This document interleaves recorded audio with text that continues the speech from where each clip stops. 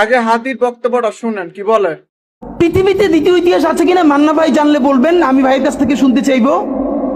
জিয়াউর রহমান তো একজন সামরিক শাসক ছিলেন।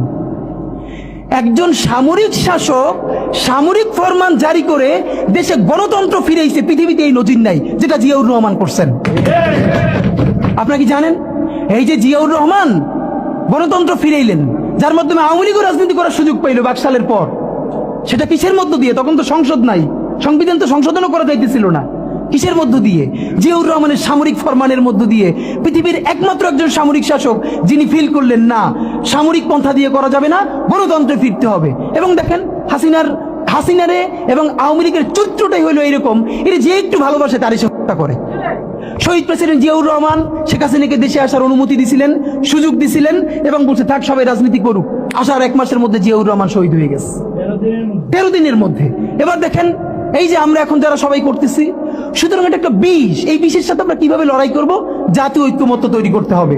সুতরাং পলিটিক্যাল পার্টি এবং সবার প্রতি একটা কথা, প্লিজ আপনারা বিএনপিকে শতভাগ কর্নার করে দিন না। বিএনপি এই আধিপত্যবাদ বিরোধী লড়াইয়ের জন্য আমাদের একটা বড় শক্তি। এই শক্তিকে এত বেশি কর্নার করা যাবে না যাতে তারা গিয়ে আওয়ামী লীগের হাত ধরে ফেলে। তারা যদি আওয়ামী লীগের হাত ধরে ফেলে তাহলে লড়াইটা তো আমাদের জন্য আরো কঠিন হয়ে যাবে। বরং বিএনপির প্রতি আমাদের চ্যালেঞ্জ